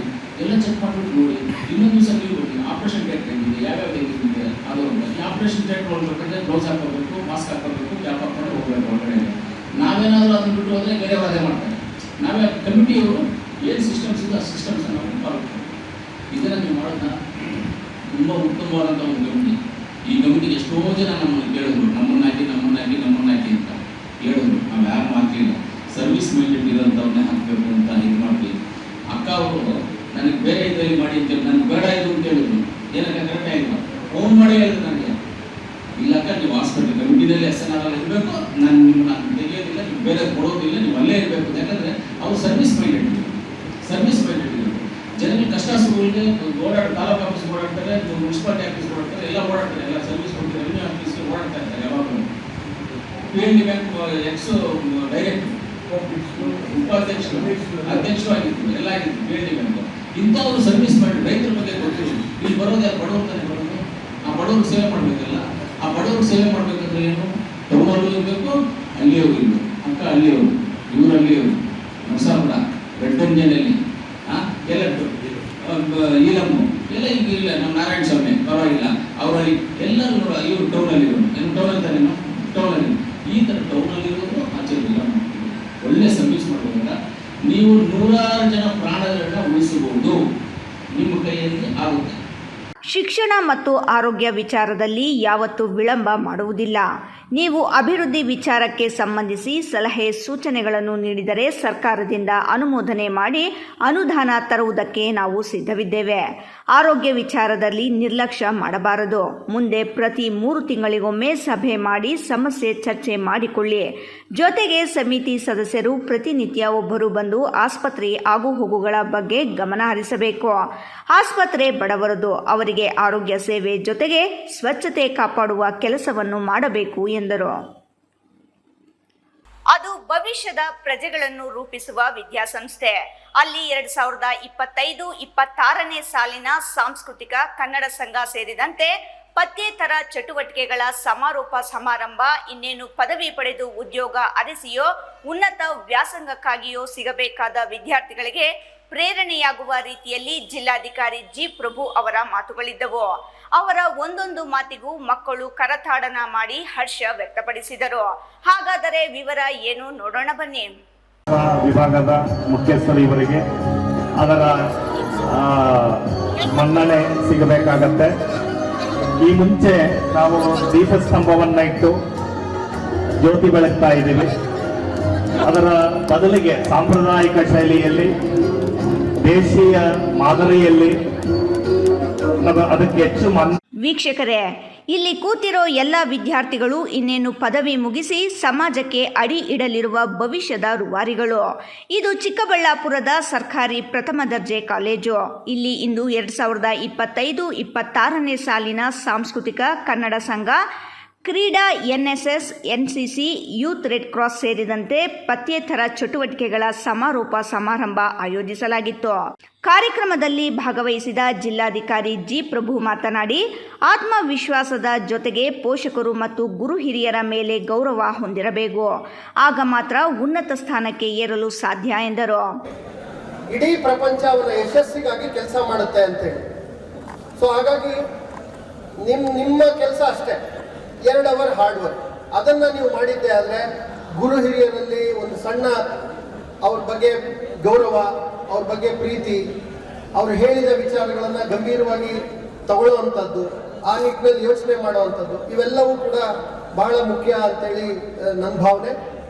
ಅಂತಿಮವಾಗಿ ನೀವು ಗ್ರೇಟ್ ಪರ್ಸನಾಲಿಟೀಸ್ ಎಲ್ಲರನ್ನೂ ನೋಡಿ, ನಿಮಗೆ ಪ್ರತಿಯೊಬ್ಬರಿಗೂ ಒಬ್ಬೊಬ್ರು ನಾನು ಕೇಳಿದ್ರೆ ತಾವು ತಮ್ಮ ಇಡೀ ಗ್ರೂಪ್ ಒಂದು 100 ಜನ. ಆಫ್ರಿಕಾ ಕಾಡಿನಲ್ಲಿ ಜಿರಾಫೆ ಜನನದ ಬಗ್ಗೆ ವಿವರಿಸಿದ ಜಿಲ್ಲಾಧಿಕಾರಿಗಳು, ಆಗ ತಾನೇ ಜನಿಸಿದ ಜಿರಾಫೆ ಮರಿ ನೆಲದ ಮೇಲೆ ಬಿದ್ದಿರುವಾಗ ತಾಯಿ ಕಾಲಿನಿಂದ ಪೆಟ್ಟು ನೀಡಿ ತನ್ನ ಕಾಲ ಮೇಲೆ ತಾನು ನಿಲ್ಲುವಂತೆ ಮಾಡುತ್ತದೆ. ಅದೇ ಮಾದರಿಯಲ್ಲಿ ಗುರುಗಳು ನಿಮ್ಮನ್ನು ಬಡಿದೆಬ್ಬಿಸಿ ಸಮಾಜದಲ್ಲಿ ಉನ್ನತ ವ್ಯಕ್ತಿಯಾಗಿ ರೂಪುಗೊಳ್ಳಲು ಕಾರಣರಾಗುತ್ತಾರೆ. ಒಬ್ಬ ವ್ಯಕ್ತಿಯ ಅಂತಿಮ ಉದ್ದೇಶ ಉತ್ತಮ ಚಾರಿತ್ರ್ಯ ಹೊಂದುವುದು ಆಗಿದೆ. ವಿದ್ಯಾರ್ಥಿ ಜೀವನದಲ್ಲಿ ಜ್ಞಾನಾರ್ಜನೆ, ಜೀವನಾನುಭವ ದೊರೆತಂತೆಲ್ಲ ಒಳ್ಳೆಯ ವ್ಯಕ್ತಿತ್ವ ರೂಪಿಸಿಕೊಳ್ಳಲಾಗುತ್ತದೆ. ಹಾಗಾಗಿ ಪ್ರತಿಯೊಬ್ಬರೂ ಸಮಾಜದಲ್ಲಿ ಉನ್ನತ ವ್ಯಕ್ತಿತ್ವ ರೂಪಿಸಿಕೊಂಡು ಬಾಳುವಂತೆ ಕರೆ ನೀಡಿದರು. ಡಿವೈಎಸ್ಪಿ ರಮೇಶ್ ಮಾತನಾಡಿ, ಪಠ್ಯದ ಜೊತೆಗೆ ಪಠ್ಯೇತರ ಚಟುವಟಿಕೆಯು ಮುಖ್ಯ ಎಂದು ಹೇಳುವ ಜೊತೆಗೆ ತಮ್ಮ ಜೀವನದಲ್ಲಿ ತಾವು ಬೆಳೆದು ಬಂದ ರೀತಿಯ ಬಗ್ಗೆ ಮಕ್ಕಳಿಗೆ ತಿಳಿಸಿ ಪ್ರೇರಣೆ ತುಂಬಿದರು. ಅಲ್ಲದೆ ಪೊಲೀಸ್ ಎಂದರೆ ಸಾರ್ವಜನಿಕರು ಹೆದರುವ ಅಗತ್ಯವಿಲ್ಲ, ಬದಲಿಗೆ ನಿಮ್ಮ ರಕ್ಷಣೆಗಾಗಿ ಪೊಲೀಸರು ಇದ್ದಾರೆ ಎಂಬುದನ್ನು ಅರಿಯಬೇಕು ಎಂದರು. ಪ್ರತಿಯೊಬ್ಬರಿಗೂ ಕೂಡ ನನ್ನ ನಮನಗಳು. ಈ ಸೆಕೆಂಡ್ ಲೈನ್ ಸ್ಪೀಚ್ ಮಾಡೋದ್ರೆ ಬಹಳ ಕಷ್ಟ, ಯಾಕಂದ್ರೆ ನಾವು ಏನೇನೋ ಅನ್ಕೊಂಡು ಬಂದಿದ್ದೆಲ್ಲ ಮೊದಲಿನವರೆಲ್ಲ ಕವರ್ ಮಾಡಿಬಿಟ್ಟಿರ್ತಾರೆ. ಅದು ಒಂದು. ಎರಡನೇದು ಎಸ್ಪೆಷಲಿ ನಮ್ಮ ಸ್ನೇಹಿತರು ಈ ಕಡೆ ರೈಟ್ ಸೈಡ್, ಇವರಿಗೆ ಕೇಳಿಸೋದು ಬಹಳ ಕಷ್ಟ. ಅದು DC ಅಲ್ಲ, SP ಬಂದ್ರು ಚೀಫ್ ಮಿನಿಸ್ಟರ್ ಬಂದ್ರು ಕೂಡ ಇವರಿಗೆ ಕೇಳಿಸೋದು ಕಷ್ಟ. ಅದಕ್ಕೆ ನನ್ನ 4 ಮಾತು ಇವ್ರಿಗೆ ತಲುಪಲಿ ಅಂತ ನಾನು ದಯವಿಟ್ಟು ಒಂದು 2 ನಿಮಿಷ ನನಗೆ ಕೇಳ್ಕೊಳ್ಳಿ. ನಾನಂತ ಭಾಷಣಕಾರಲ್ಲ ದಯವಿಟ್ಟು. ಈಗ ಶೈಕ್ಷಣಿಕ ವಿಚಾರ ಅಂದ್ರೆ ನನ್ನ ಬಗ್ಗೆ ನಾನು ಹೇಳ್ಬೇಕಂತಂದ್ರೆ, ಹಳ್ಳಿಯಿಂದ ಬಂದವನು, ನಮ್ಮ ತಂದೆ ಒಂದು ಮಾತಾಡ್ತಾ ಇದ್ರು, ನೋಡಪ್ಪ ನನಗಂತೂ ಎಜುಕೇಶನ್ ಇಲ್ಲ, ಆದ್ರೆ ನಿನಗೆ ಎಜುಕೇಶನ್ ಕೊಡ್ಸೋ ಮಾತ್ರ ಜವಾಬ್ದಾರಿ ಮಾತ್ರ ನಂದು, ಆದ್ರೆ ನಿನಗೆ ಆಸ್ತಿ ಗೀಸ್ತಿ ಮಾಡೋಂಥ ಶಕ್ತಿ ನನಗಿಲ್ಲ. ಓದಿದ್ರೆ ರಸ್ತೆ ಕಡೆ ತೋರ್ಸೋದು, ಅಲ್ಲಿ ಗಾಡಿಯಲ್ಲಿ ಓಡಾಡ್ತಾರಲ್ಲ ಆ ತರ ವ್ಯಕ್ತಿ ಆಗ್ತೀಯ. ಓದ್ದೇ ಇದ್ರೆ ನೋಡಪ್ಪ ಈ ಕಡೆ ಹೊಲದಲ್ಲಿ ಕೆಲಸ ಮಾಡ್ತಾ ಕೂಲಿ ಆಗ್ತೀಯ, ಆಯ್ಕೆ ನಿಂತು ಅಂತ ಹೇಳೋರು ಅವರು ಪ್ರತಿ ಸಾರಿನೂ ಅದೇ ರೀತಿ ಹೇಳೋರು. ಸಾಹೇಬ್ರು ಮೊದಲು DC ಸಾಹೇಬ್ರು ಮಾತಾಡಿದ್ರು, ತುಂಬಾ ಚೆನ್ನಾಗಿ ಮಾತಾಡಿದ್ದಾರೆ. ಅವ್ರ ತರ ನಾನು ಹಳ್ಳಿಯಿಂದ ಬಂದವನು, ನಾನು ಕೂಡ ಎವರೇಜ್ ಸ್ಟೂಡೆಂಟ್, ಏನು ಫಸ್ಟ್ ರ್ಯಾಂಕ್ ಆ ರೀತಿ ಏನಿಲ್ಲ ಮೊದಲಿಗೆ. ನಂತರ ದಿನಗಳಲ್ಲಿ ಕಷ್ಟಗಳು ಬರ್ತದೆ. ನನ್ನ ಶಿಕ್ಷಣನೇ ನನಗೆ ಆಹಾರ ಕೊಡೋದು ಅಂತ ಯಾವಾಗ ಪರಿಜ್ಞಾನ ಬಂತು ಆವಾಗ ಮತ್ತೆ ರ್ಯಾಂಕಿಂಗ್ ಬರೋಕ್ಕೆ ಶುರು ಆಯ್ತಾ ಬರ್ತು. ಮೊದಲಿಗೆಲ್ಲ ನಾನು ಎವರೇಜ್ ಸ್ಟೂಡೆಂಟ್. ನಂದು ಕೂಡ ಮ್ಯಾಥ್ಸ್ ಭಾಳ ಕಡಿಮೆ ಮಾರ್ಕ್ಸ್ ಬಂದ್ಬಿಡ್ತು. ಮಾರ್ಕ್ಸ್ ಕಡಿಮೆ ಬಂದಾಗ ಅವಾಗೆಲ್ಲ ನಿಮಗೆಲ್ಲ ಗೊತ್ತಿದೆ, ನಾನು ಸ್ಪೋರ್ಟ್ಸಲ್ಲಿ ಮತ್ತು ಪೇಂಟಿಂಗಲ್ಲಿ ತುಂಬ ಚೆನ್ನಾಗಿದೆ, ಸ್ಟೇಟ್ ಲೆವೆಲೆಲ್ಲ ಪ್ರಶಸ್ತಿ ಪಡೆದಿದ್ದೀನಿ. ಆದರೆ ಚಪ್ಪಾಳೆ ಬೇಡುತ್ತಾರೆ, ಯಾಕಂದ್ರೆ PUC ರಿಸಲ್ಟ್ ಬಂದಾಗ ನನ್ನ ಪರಿಸ್ಥಿತಿ ಭಾಳ ಗಂಭೀರ ಇರ್ತದೆ. ಯಾಕಂದ್ರೆ ಮಾರ್ಕ್ಸ್ ಭಾಳ ಕಡಿಮೆ ಆಗೋಯ್ತು. ಅವಾಗೆಲ್ಲ ಈ ಬೈಕಿಗೆ ಕಾರ್ಗಳಿಗೆಲ್ಲ ನಂಬರ್ ಪ್ಲೇಟ್ ಎಲ್ಲ ಬರ್ತಿದೆ, ಪೇಂಟಲ್ಲಿ ಬರೆಯೋದು. ಅವಾಗ ನಮ್ಮ ತಂದೆ ಹೇಳಬಾರ್ದ ಗೊತ್ತಿಲ್ಲ ವೇದಿಕೆಲ್ಲ, ಆದರೂ ಹೇಳ್ತಾ ಇದ್ದೀನಿ, ಓಡಾಡ್ಸ್ಕೊಂಡು ಹೊಡೆದು ಹೇಳಿದ್ರು, ಇನ್ಮೇಲೆ ಪೇಂಟಿಂಗ್ ಮಾಡ್ತೀಯ, ಭಾಳ ಫೇಮಸ್ ಪೇಂಟರ್ ನೀನು, ಈಗ ನಂಬರ್ ಪ್ಲೇಟ್ ಬರ್ಕೊಂಡು ಓಡಾಡು ಅಂತ ನನಗೆ ಹೊಡೆದಿದ್ರು. ಆದರೆ ತಾನು ಒಂದು ಬಗೆದರೆ ದೇವರು ಒಂದು ಬಗೆದರೆ ಹೇಳ್ತಾರಲ್ವಾ, ಅದೇ ಗಾದೆ ಪ್ರಕಾರ ಆ ವರ್ಷದಲ್ಲಿ ಈ ಇಂಜಿನಿಯರಿಂಗ್ ಸೀಟ್ಸ್ ಜಾಸ್ತಿ ಮಾಡಿದ್ರು. ಅವಾಗೆಲ್ಲ ಬರೀ 3,000 4,000 ಇಂಜಿನಿಯರ್ ಸೀಟ್ಸ್ ಇದ್ದಿದ್ದು up to 50,000 engineering seats open ಆಯಿತು. ಅವಾಗ ನನಗೆಲ್ಲೂ ಅಡ್ಮಿಷನ್ ಸಿಕ್ಕಿದ್ದಿಲ್ಲ. ನನಗೆ BSc ಇದನ್ನೇ ಜಾಯಿನ್ ಮಾಡೋಣ ಅಂತಿದ್ದೆ, ಆದರೆ ಇಂಜಿನಿಯರಿಂಗ್ ಸೀಟ್ಸ್ ಓಪನ್ ಆಗಿದ್ದಕ್ಕೆ ಈ ಅಗ್ರಿಕಲ್ಚರ್ ಯೂನಿವರ್ಸಿಟಿಲಿ ಸೀಟ್ಸ್ ಖಾಲಿಯಾಗಿ ಅಪ್ಲಿಕೇಶನ್ ಹಾಕಿದ್ರೆ ಪರವಾಗಿಲ್ಲ, ಬಂದು ಅಡ್ಮಿಷನ್ ಆಗಿ ಅಂತ ಒಂದು ಅವಕಾಶ ಸಿಕ್ತು. ಸಾಹೇಬ್ರು ಹೇಳಿದ್ರು ಪರಿಸರ ಇದು ಮೇಡಮ್ ಅವ್ರು ಹೇಳಿದ್ರು ಪರಿಸರ ಬಗ್ಗೆ ಕಾಳಜಿಯಿಂದ ಇವರು BSc ಫಾರೆಸ್ಟ್ರಿ ಅಂತೇಳಿ, ದಯವಿಟ್ಟು ಇಲ್ಲ. ಆದ್ರೆ ಅನಿವಾರ್ಯವಾಗಿ ನಾನು ಯಾವುದೋ ಒಂದು ಪ್ರೊಫೆಷನಲ್ ಡಿಗ್ರಿ ಸೇರೋಣ ಅಂತೇಳಿ BSc ಫಾರೆಸ್ಟ್ರಿ ಜಾಯ್ನ್ ಆದೆ.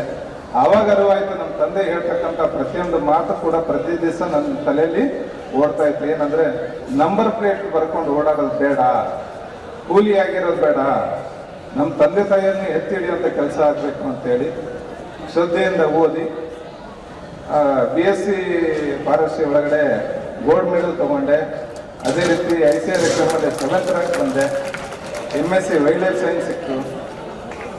ಸಮಾಜ ಸೇವೆ ಮಾಡೋಕ್ಕೋಸ್ಕರ ಪೊಲೀಸ್ ಇಲಾಖೆಯಲ್ಲಿ ಸೇರಲಿಲ್ಲ, ಫಸ್ಟಿಗೆ ಸೇರಿದ್ದು ಹೊಟ್ಟೆಪಾಡಿಗೆ. ಯಾಕಂದ್ರೆ ಅವಾಗೆಲ್ಲ ಜಾಬ್ ಕರೀತಿದ್ದಿಲ್ಲ. ಅವಾಗ ಜಾಬ್ ಬಹಳ ಕಡಿಮೆ ಕರೀತಾ ಇದ್ರು. ಒಂದೇ ಟೈಮಿಗೆ PSI, exercise department, forest department ಈ ರೀತಿ ಎಲ್ಲ ಕರೆದಿದ್ರು. ಆ ಟೈಮಲ್ಲಿ ಬರೆದಾಗ ಎಕ್ಸಾಮಿನೇಷನ್ ಸೆಲೆಕ್ಷನ್ ಆಗಿ ಬಂದ್ವಿ. ಆದ್ರೆ ಒಂದು ಮಾತು ಹೇಳಲಿಕ್ಕೆ ಇಷ್ಟಪಡ್ತೀನಿ, ಪೊಲೀಸ್ ಇಲಾಖೆಯಲ್ಲಿ ಸೇರಿದ್ದೀನಿ ಅಂತಲ್ಲ, ನಿಮ್ಮ ಜೀವನದಲ್ಲಿ ಯಾವಾಗಲೂ ಕೂಡ ಒಂದು ಕಾನ್ಫಿಡೆನ್ಸ್ ಇರಬೇಕು ಮತ್ತು ಡಿಸಿಪ್ಲಿನ್ ಇರಬೇಕು. ಇವೆರಡು ಎಲ್ಲಿರಲ್ವೋ ಅಲ್ಲಿ ಸಕ್ಸಸ್ ನಿಮ್ಮ ಹತ್ರ ಸುಳಿಯಲ್ಲ. ಅದು ಒಂದನೇದು. ಎರಡನೇದಂತಂದ್ರೆ ಪೊಲೀಸ್ ಅಂತಂದ್ರೆ ಎಲ್ಲರೂ ಕೂಡ ಈಗ ಇರ್ತಕ್ಕಂಥ ಪೇರೆಂಟ್ಸ್ ಇಂದ ಹಿಡಿದು ಪ್ರತಿಯೊಬ್ಬರು ಕೂಡ ಪೊಲೀಸ್ ಅಂದ್ರೆ ದೂರ ಇರಬೇಕು ಅನ್ನೋದು ಹೇಳ್ಕೊಡ್ತಾರೆ. ದಯವಿಟ್ಟು ಆ ರೀತಿ ಮಾಡಬೇಡಿ. ಹಿಂದಿನ ದಿನಗಳಲ್ಲಿ ಪೊಲೀಸ್ ಇಲಾಖೆ ಇತ್ತು ಅಂದ್ರೆ ಬ್ರಿಟಿಷರ್ ಕಾಲದಲ್ಲಿ ಹೇಳ್ತಾ ಇದ್ದೀನಿ. ಅವಾಗ ಸ್ವಾತಂತ್ರ್ಯ ಅಂತ ಯಾರು ಎದುರು ನಿಲ್ತಾರೋ ಸರ್ಕಾರದ ವಿರುದ್ಧ ಅವ್ರನ್ನ ಹತ್ತಿಕ್ಕೋಸ್ಕರ ಆ ಪೊಲೀಸ್ ಫೋರ್ಸ್ ಯೂಸ್ ಆಗ್ತಾ ಇತ್ತು. ಆ ಟೆಂಡೆನ್ಸಿ ಇನ್ನೂ ಕೂಡ ನಮ್ಮ ಜನರ ತಲೆಯಿಂದ ಹೋಗಿಲ್ಲ. ಯಾವ್ದಾದ್ರು ಮಗು ಅಳ್ತಾ ಇತ್ತಂದ್ರೆ ಪೊಲೀಸ್ಗೆ ಹಿಡ್ಕೊಡ್ತೀನಿ, ಯಾರಾದ್ರೂ ಓದ್ತಾ ಇಲ್ಲ ಅಂದ್ರೆ ಪೊಲೀಸ್ಗೆ ಹತ್ರ ಕಳ್ಸ್ಕೊಡ್ತೀನಿ, ಏನಾದ್ರೂ ಯಾರು ತರಲೆ ಮಾಡ್ತಾ ಇದ್ರೆ, ಯಾರು ಕ್ರಿಕೆಟ್ ಆಡಿ ಗಲಾಟೆ ಮಾಡ್ತಾ ಇದ್ರೆ ಪೊಲೀಸರು ಇರ್ಬಂದೆರಡು ಒದಿರಿ ಸರ್ ಅಂತೇಳಿ.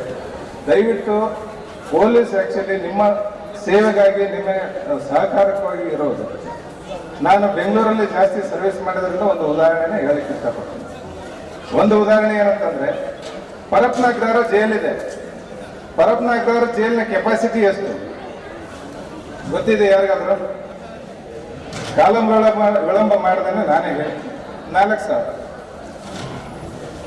ಕೇವಲ 4,000. ಬೆಂಗಳೂರು ಪಾಪ್ಯುಲೇಷನ್ ಎಷ್ಟು? 1.5 ಕೋಟಿ. 1.5 ಕೋಟಿಗೆ 4,000 ಎಷ್ಟು ಪರ್ಸೆಂಟೇಜ್ ಆಗುತ್ತೆ? ಆಯ್ತು, 4,000 ಜನ ಹಿಂದೆ ಕಳ್ತನ ಮಾಡಿ ಹೊರಗೆ ಬಂದಿದ್ದಾರೆ, ಅಥವಾ ಇನ್ನೊಂದು 4,000 ಮೊದಲೇ ಬಂದು ಹೋಗಿದ್ರು. ಈ ತರ ಎಲ್ಲ ಸೇರ್ಕೊಂಡು ಒಂದು 20,000, 50,000 ಜನ ಹಿಡಿದ್ರು ಕೂಡ 1.5 ಕೋಟಿಗೆ ಎಷ್ಟು ಪರ್ಸೆಂಟೇಜ್ ಆಗುತ್ತೆ? ಹಾರ್ಡ್ಲಿ 0.01% ಆಗುತ್ತೆ. ಆಯ್ತು, 1% ಇಟ್ಕೊಳ್ಳೋಣ. ಅರ್ಥ ಆಯ್ತಾ? 1% ಜನ ಕೆಟ್ಟ ಇರಿದ್ದಾರೆ ಬೆಂಗಳೂರಲ್ಲಿ ಅಂತಂದ್ರೆ, ನಿಮಗೊಂದು ಇನ್ಸಿಡೆಂಟ್ ಗೊತ್ತಿದೆ.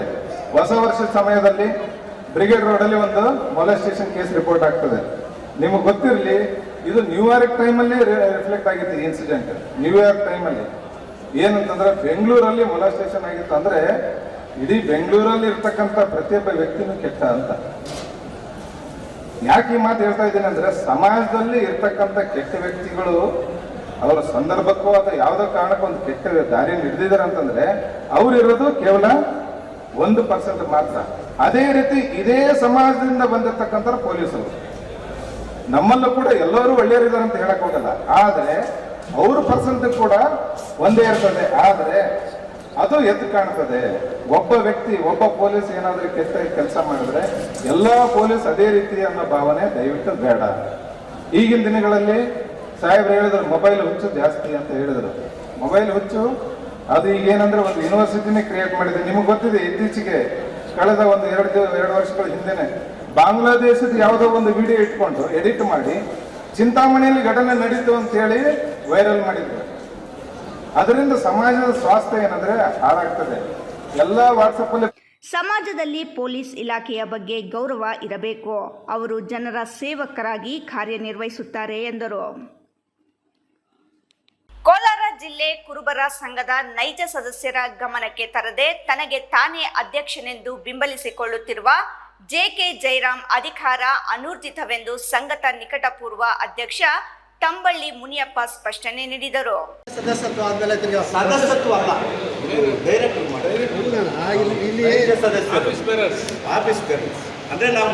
ಕೋಲಾರ ನಗರದ ಪತ್ರಕರ್ತರ ಭವನದಲ್ಲಿ ಮಂಗಳವಾರ ನಡೆದ ಸುದ್ದಿಗೋಷ್ಠಿಯಲ್ಲಿ ಮಾತನಾಡಿದ ಈ ಸುದ್ದಿಗೋಷ್ಠಿಗೆ ಆಗಮಿಸಿರ್ತಕ್ಕಂಥ ವೇದಿಕೆಯಲ್ಲಿರ್ತಕ್ಕಂಥ ಎಲ್ಲ ಮಾಧ್ಯಮ ಮಿತ್ರರೇ, ಇವತ್ತು ನಾವು 2000 ಇಸ್ವಿ ಫೆಬ್ರವರಿಯಲ್ಲಿ ನಮ್ಮ ಕೋಲಾರ ಜಿಲ್ಲಾ ಕುರುಬರ ಸಂಘ ಅಂತ ಒಂದು ನೋಂದಣಿ ಮಾಡಿಸಿದ್ವಿ. ಆ ಅವಧಿ 2025 ಫೆಬ್ರವರಿ 14ಕ್ಕೆ ಮುಗಿದಿತ್ತು. ಆ ಮುಗಿದ ಮೇಲೆ ನಾವು ಮತ್ತೆ ಹೊಸ ಪದಾಧಿಕಾರಿಗಳನ್ನು ಆಯ್ಕೆ ಮಾಡಿಕೊಂಡು ಮತ್ತೆ ಒಂದು ಸಭೆ ಸೇರಿ ಪದಾಧಿಕಾರಿಗಳ ಸೇರಿ ನಮ್ಮನ್ನು ಒಮ್ಮತದಿಂದ ಆಯ್ಕೆ ಮಾಡಿದ್ದು ಅಧ್ಯಕ್ಷರನ್ನಾಗಿ. ಅದನ್ನು ನಾನು ಫೈಲಿಂಗ್ ಮಾಡಿ ಆಡಿಟ್ ಮಾಡಿಸಿ ತಗೊಂಡೋಗಿ ರಿನ್ಯೂವಲ್ಗೆ ನಮ್ಮ DR ಆಫೀಸ್ ಕೊಟ್ಟ ಫೈಲಿಂಗ್ ಮಾಡಿದಾಗ ಅದಕ್ಕೆ ನಮ್ಮ ಜೆಕೆ ಜಯರಾಮ್ ಅವರು ಒಂದು ಅಬ್ಜೆಕ್ಷನ್ ಕೊಟ್ಟಿದ್ದರು. ಆ ಅಬ್ಜೆಕ್ಷನ್ಗೆ DR ಅವರು ನಮ್ಮ ಹತ್ರ ಇರುವಂಥ ಎಲ್ಲ ದಾಖಲಾತಿಗಳನ್ನು ಕೇಳಿದ್ರು. ಅದಕ್ಕೆ ಸಂಬಂಧಪಟ್ಟ ಎಲ್ಲ ದಾಖಲೆಗಳು ಸ್ಪಷ್ಟವಾಗಿ ಕೊಟ್ಟಿದ್ದೀವಿ. ಅವರು ಕಾರಣಾಂತರಗಳಿಂದ ರಾಜಕೀಯ ಒತ್ತಡ, ಅವರು ಹಣಕಾಸಿನ ದುರಾಸೆಗಳು ಗೊತ್ತಿಲ್ಲ, ಏನೋ ಒಂದು ಆದೇಶ ಮಾಡಿದ್ರು. ಆದರೂ ನಮಗೆ ಸಹಮತ ಇದೆ. ಆ ಆದೇಶದಂತ ಆದರೂ ಸರಿಯಾಗಿ ನಡ್ಕೊಂಡು ಹೋಗಬೇಕು. ಯಾಕೆಂತಂದರೆ ಈ ಜಿಲ್ಲೆಯಲ್ಲಿ ನಮ್ಮ ಸಮಾಜದಲ್ಲೂ ಒಂದಾಗಿರಬೇಕು ಅನ್ನೋದೇ ನಮ್ಮ ಆಸೆ. ಈಗ ಇದೇನಾಗ್ತಾ ಇದೆ ಅಂದರೆ, ಈ ಏನು BR ಅವರು ಆದೇಶ ಹೇಳಿದ್ದಾರೆ ಅದಕ್ಕೂ ಕೂಡ ಬೆಲೆ ಕೊಡದೆ ಈ ಸಂಘದಲ್ಲಿರ್ತಕ್ಕಂಥ ನೈಜ ಸದಸ್ಯರನ್ನೂ ಯಾರಿಗೂ ಗಮನಕ್ಕೆ ಬಾರದೆ ತಾನೇ ಅಧ್ಯಕ್ಷರು ಅಂತ ಹೇಳ್ಬಿಟ್ಟು ಬಿಂಬಿಸ್ಕೊಳ್ತಾ ಇದ್ದಾರೆ. ಅದು ಊರ್ಜಿತ ಅಲ್ಲ. ಈಗಾಗಲೇ ಅವರು ಏನು ಸ್ಪಷ್ಟವಾಗಿ ಹೇಳಿದ್ದಾರೆ, ಅದನ್ನು ಸಭೆ ಸೇರಿಸ್ಬೇಕು. ಸಭೆ ಸೇರಿಸಿ ಮುಂದಿನ ದಿನಗಳಲ್ಲಿ ಆ ಒಂದು ಕಾರ್ಯಕ್ರಮವನ್ನು ನಾವು ಮಾಡ್ತೀವಿ. ಸಮಿತಿನ ಕುರುಬ ಸಂಘದ ನಿಕಟಪೂರ್ವ ಅಧ್ಯಕ್ಷ ತಂಬಳ್ಳಿ ಮುನಿಯಪ್ಪ ಫೆಬ್ರವರಿ 2020ರಂದು ಜಿಲ್ಲಾ ಕುರುಬರ ಸಂಘ ನೋಂದಣಿಯಾಗಿದೆ. 2024 ನವೆಂಬರ್ನಲ್ಲಿ ನಾನು ಜಿಲ್ಲಾಧ್ಯಕ್ಷನ ಸ್ಥಾನಕ್ಕೆ ರಾಜೀನಾಮೆ ನೀಡಿದ್ದೇನೆ. 2025 ಫೆಬ್ರವರಿಗೆ ಕಾರ್ಯಕಾರಿ ಸಮಿತಿ ಅವಧಿ ಮುಕ್ತಾಯಗೊಂಡಿದೆ ಎಂದು ಮಾಹಿತಿ ನೀಡಿದರು. ನಾನು ರಾಜೀನಾಮೆ ನೀಡಿದ ಬಳಿಕ ಕಾರ್ಯಕಾರಿ ಸಮಿತಿಯಲ್ಲಿ JK ಜೈರಾಮ್ ಅವರನ್ನು ಅಧ್ಯಕ್ಷರಾಗಿ ಆಯ್ಕೆ ಮಾಡಲಾಗಿದೆ. ಆದರೆ ನೈಜ ಪದಾಧಿಕಾರಿಗಳ ಒಮ್ಮತ ಮೇರೆಗೆ ಅಧ್ಯಕ್ಷರಾಗಿಲ್ಲ. ಹೀಗಿದ್ದರೂ ರಾಜಕೀಯ ಒತ್ತಡ, ಹಣದ ಆಸೆಗೆ ಜಿಲ್ಲಾ ಸಹಕಾರ ಸಂಘಗಳ ಉಪನಿರ್ಬಂಧಕರು ಜೈರಾಮ್ ಅವರ ದಾಖಲೆಗಳನ್ನು ಪರಿಗಣಿಸಿದ್ದಾರೆ ಎಂದು ಆರೋಪಿಸಿದರು. ನೈಜ ಪದಾಧಿಕಾರಿಗಳ ಬಳಿ ಯಾವುದೇ ಮಾತುಕತೆ ನಡೆಸದೆ ತನಗೆ ತಾನೇ ಕುರುಬರ ಸಂಘದ ಅಧ್ಯಕ್ಷನೆಂದು ಬಿಂಬಿಸಿಕೊಳ್ಳುತ್ತಿರುವ JK ಅವರ ಸ್ಥಾನ ಅನೂರ್ಜಿತ. ಈ ನಿಟ್ಟಿನಲ್ಲಿ ಜಿಲ್ಲಾ ಸಂಘಗಳ ನೋಂದಣಾಧಿಕಾರಿ ಬಳಿ ದೂರು ಸಲ್ಲಿಸಿ ಸಹಕಾರ ಇಲಾಖೆಯ ನಿಯಮದಂತೆ 90 ದಿನಗಳ ಒಳಗಾಗಿ ನೈಜ ಸದಸ್ಯರನ್ನೊಳಗೊಂಡ ವಾರ್ಷಿಕ ಮಹಾಸಭೆ ನಡೆಸುವುದು ಅವಶ್ಯಕ. ನಿಕಟಪೂರ್ವ ಅಧ್ಯಕ್ಷರ ಅಧ್ಯಕ್ಷತೆಯಲ್ಲಿ ಸರ್ವ ಸದಸ್ಯರ ಸಭೆ ಕರೆದು ನೂತನ ಸಮಿತಿ ರಚಿಸಿ ವರದಿ ಸಲ್ಲಿಸಿ ಸ್ವೀಕೃತಿ ಪಡೆಯಬೇಕು ಎಂದು ಹೇಳಿದರು. ಸರ್ವ ಸದಸ್ಯರ ಸಭೆಯಲ್ಲಿ ಯಾವುದೇ ತೀರ್ಮಾನ ತೆಗೆದುಕೊಂಡರೂ ನಾವು ಅದಕ್ಕೆ ಬದ್ಧರಾಗಿರುತ್ತೇವೆ. ಚುನಾವಣೆ ನಡೆಸಲು ತೀರ್ಮಾನಿಸಿದರೂ ನಾವು ಸಿದ್ಧವಿದ್ದೇವೆ. ಇವೆಲ್ಲವನ್ನು ಬಿಟ್ಟು ನಾನೇ ಜಿಲ್ಲಾಧ್ಯಕ್ಷನಾಗಿ ಎಂದು ಹೇಳಿಕೊಳ್ಳುತ್ತಿರುವ JK ಜೈರಾಮ್ ಜಿಲ್ಲಾ ಕುರುಬರ ಸಂಘದ ಅಧ್ಯಕ್ಷರಲ್ಲ ಎಂದು ಸ್ಪಷ್ಟನೆ ನೀಡಿದರು. ಇದೀಗ ಸಣ್ಣದೊಂದು ವಿರಾಮ. ವಿರಾಮದ ನಂತರ ರಾಯಲ್ಸ್ ಕನ್ನಡ ಪ್ರೈಮ್ ನ್ಯೂಸ್ ಮುಂದುವರಿಯುತ್ತದೆ.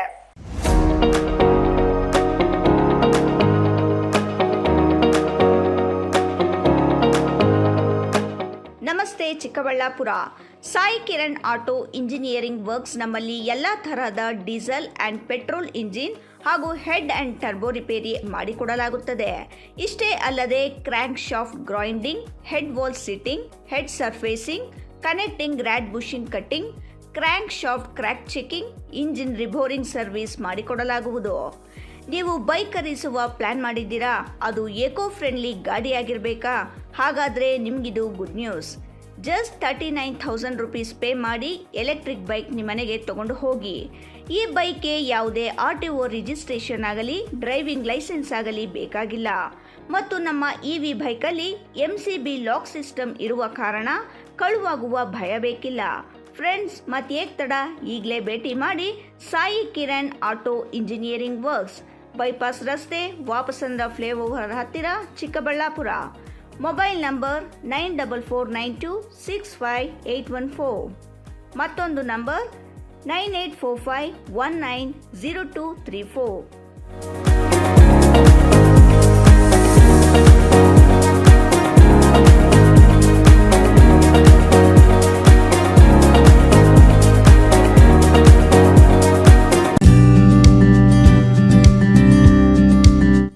ವೀಕ್ಷಕರೇ ನಮಸ್ಕಾರ. ನಾವಿವತ್ತಿದ್ದೀವಿ ಶ್ರೀ ವರ್ಷಿಣಿ ವೆಂಚರ್ಸ್ ನ ದಿಲೋಕ ರೆಸಿಡೆನ್ಸಿಯಲ್ಲಿ.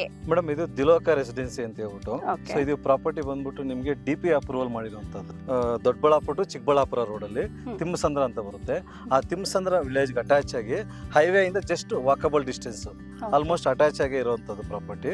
ಸೊ ಇಲ್ಲಿ ರೆಸಿಡೆನ್ಸಿಯಲ್ ಪರ್ಪಸ್ ಆಗಿ 3 ಎಕರೆಯಲ್ಲಿ ಡೆವಲಪ್ಮೆಂಟ್ ಮಾಡಿರುವಂತ ಲೇಔಟ್ ಇದು. ಸರ್, ಇದು ಸ್ಕ್ವೇರ್ ಫೀಟ್ ನೀವು ಏನು ಪ್ರೈಸ್ ಅಲ್ಲಿ ಕೊಡ್ತಾ ಇದ್ರ ಸರ್ ಗ್ರಾಹಕರಿಗೆ? 3,200 ರೂಪಾಯಿ ಪರ್ ಸ್ಕ್ವೇರ್ ಫೀಟ್ ಕೋಟ್ ಮಾಡ್ತಾ ಇದೀವಿ. ಸ್ಲೈಟ್ಲಿ ನೆಗೋಷಿಯಬಲ್ ಕೂಡ ಇರುತ್ತೆ. ಮತ್ತೆ ಇದು ಮೈನ್ ಪ್ರೈಸ್ ಅನ್ನೋದಕ್ಕಿಂತ ಇದು ಪ್ರಾಪರ್ಟಿ ಡೆವಲಪ್ಮೆಂಟ್ ನೋಡಿ ನೀವು. ಸೊ ಮೇನ್ ರೋಡ್ ಇಂದ ಜಸ್ಟ್ ವಾಕಬಲ್ ನಿಮಗೆ ಅರೌಂಡ್ ಒಂದು 2 to 3 kilometers ಹೋದ್ರೆ ಫಾಸ್ಕಾನ್ ಕಂಪನಿ ಸಿಗುತ್ತೆ. ಆ ತರ ಈ ಕಡೆ ಗೀತಮ್ ಯೂನಿವರ್ಸಿಟಿ ಒಂದಿದೆ, ಮತ್ತೆ ಅಮಿಟಿ ಯೂನಿವರ್ಸಿಟಿ ಇದೆ, ಮತ್ತೆ ಜಾಲಪ್ಪ ತಾಂತ್ರಿಕ ವಿದ್ಯಾಲಯ ಕೂಡ ಇದೆ. ಸೊ ಆ ತರ ಸುಮಾರು ಮತ್ತೆ ಪ್ರೈವೇಟ್ ಸ್ಕೂಲ್ಸ್ ಅಂಡ್ ಕಾಲೇಜಸ್ ಕೂಡ ಇದೆ. ಎಲ್ಲದಕ್ಕೂ ವ್ಯಾನ್ ಫೆಸಿಲಿಟೀಸ್ ಅವೈಲೇಬಲ್ ಇರುತ್ತೆ. ಆಲ್ಮೋಸ್ಟ್ ಎಲ್ಲ ಟ್ರಾನ್ಸ್ಪೋರ್ಟ್, ಒಂದು ಸ್ಕೂಲ್ ಅಂದ್ಮೇಲೆ ಕಾಲೇಜ್ ಅಂದ್ಮೇಲೆ ಎಲ್ಲ ಟ್ರಾನ್ಸ್ಪೋರ್ಟ್ ಫೆಸಿಲಿಟಿ ಇದ್ದೇ ಇರುತ್ತೆ.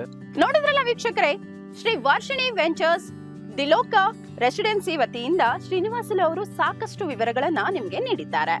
ಇನ್ನೂ ಹೆಚ್ಚಿನ ಮಾಹಿತಿ ಬೇಕಾದಲ್ಲಿ ಈ ಕೆಳಗಡೆ ಕಾಣ್ತಾ ಇರುವಂತಹ ಕಾಂಟ್ಯಾಕ್ಟ್ ನಂಬರ್ಗೆ ಕಾಲ್ ಮಾಡಿ ನಿಮ್ಮ ಮಾಹಿತಿಯನ್ನ ತಿಳ್ಕೋಬಹುದು. ಅದರೊಂದಿಗೆ ನೀವು ನಿಮ್ಮ ಕುಟುಂಬದೊಟ್ಟಿಗೆ ಇಲ್ಲಿಗೆ ಬಂದು ನಿಮ್ಮ ಸೈಟ್ ಗಳನ್ನ ವಿಸಿಟ್ ಮಾಡಿ ಇದರ ಬಗ್ಗೆ ಮಾಹಿತಿಯನ್ನು ಕೂಡ ತಿಳ್ಕೋಬಹುದು. ಹಾಗಾದ್ರೆ ತಡ ಯಾಕೆ, ಈ ಕೂಡಲೇ ಈ ಜಾಗಕ್ಕೆ ಭೇಟಿ ನೀಡಿ ಅತ್ಯುತ್ತಮವಾದ ಸ್ಥಳವಾಗಿರುವಂತಹ ಈ ವರ್ಷಿಣಿ ವೆಂಚರ್ಸ್ ನ ಸೈಟ್ ನ ನಿಮ್ಮದಾಗಿಸಿಕೊಳ್ಳಿ. ವಿರಾಮದ ನಂತರ ರಾಯಲ್ಸ್ ಕನ್ನಡ ಪ್ರೈಮ್ ನ್ಯೂಸ್ಗೆ ಮತ್ತೊಮ್ಮೆ ಸ್ವಾಗತ. ಬೆಂಗಳೂರಿನಲ್ಲಿರುವ ಕೆಂಪೇಗೌಡ ಅಂತಾರಾಷ್ಟ್ರೀಯ ವಿಮಾನ ನಿಲ್ದಾಣ ಮೇ 24, 2008 ಉದ್ಘಾಟನೆಯಾಗಿದ್ದು ಪ್ರಸ್ತುತ 18ನೇ ವಾರ್ಷಿಕೋತ್ಸವ ಆಚರಿಸಿಕೊಳ್ಳುತ್ತಿದೆ. ಬೆಂಗಳೂರಿನಲ್ಲಿರುವ ಕೆಂಪೇಗೌಡ ಅಂತಾರಾಷ್ಟ್ರೀಯ ವಿಮಾನ ನಿಲ್ದಾಣ ಮೇ 24, 2008 ಉದ್ಘಾಟನೆಯಾಗಿದ್ದು ಪ್ರಸ್ತುತ 18ನೇ ವಾರ್ಷಿಕೋತ್ಸವ ಆಚರಿಸಿಕೊಳ್ಳುತ್ತಿದೆ. ಉತ್ತರ ಬೆಂಗಳೂರನ್ನು ಬೃಹತ್ ವಾಯುಯಾನ ಮತ್ತು ತಂತ್ರಜ್ಞಾನ ಕೇಂದ್ರವಾಗಿ ಪರಿವರ್ತಿಸಿದೆ. ಒಂದು ಟರ್ಮಿನಲ್ನಿಂದ ವಾರ್ಷಿಕವಾಗಿ 10 ಲಕ್ಷ ಪ್ರಯಾಣಿಕರನ್ನು ನಿರ್ವಹಿಸುವಷ್ಟು ಬೆಳೆಯುತ್ತಿದೆ.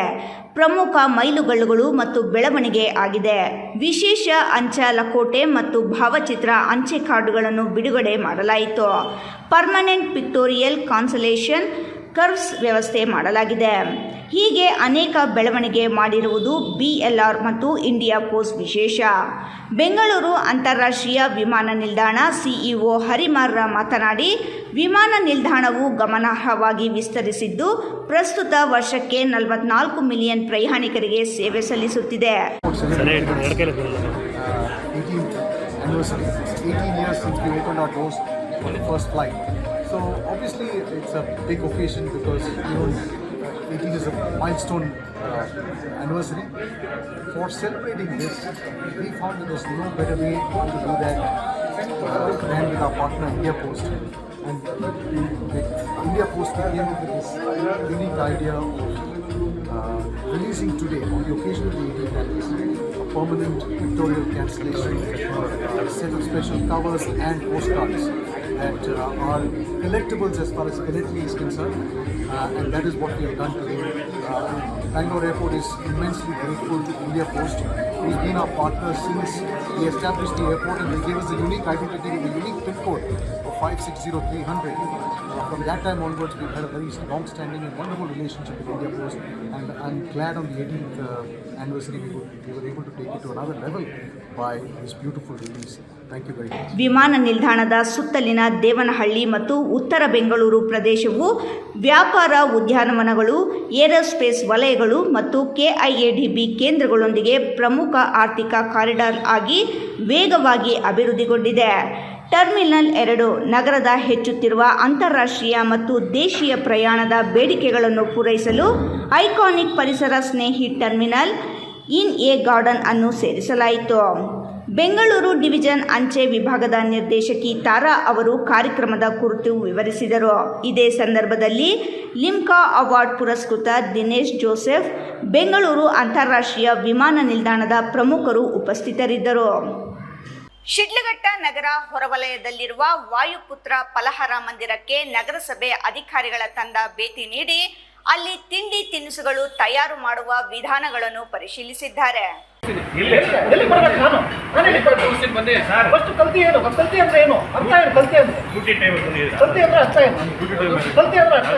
ಶಿಡ್ಲಘಟ್ಟ ನಗರಸಭೆ ಸಹಾಯಕ ಕಾರ್ಯಪಾಲಕ ಅಭಿಯಂತರ ಮೋಹನ್ ಕುಮಾರ್ ನೇತೃತ್ವದಲ್ಲಿ ಆಹಾರ ನಿರೀಕ್ಷಕ ನರೇಶ್, ಪ್ರಧಾನ ಆಹಾರ ನಿರೀಕ್ಷಕ ಕೃಷ್ಣಮೂರ್ತಿ, ಸಂಜೀವ್ ಕುಮಾರ್ ಪೌರ ಕಾರ್ಮಿಕರನ್ನು ಒಳಗೊಂಡು ತಂಡ ನಗರದ ಹೊರವಲಯದಲ್ಲಿರುವ ವಾಯುಪುತ್ರ ಹೋಟೆಲ್ಗೆ ದಿಢೀರ್ ಭೇಟಿ ನೀಡಿ ಅಲ್ಲಿ ತಯಾರಾಗುವ ತಿಂಡಿ ತಿನಿಸುಗಳನ್ನು ವೀಕ್ಷಣೆ ಮಾಡಿದ್ದಾರೆ.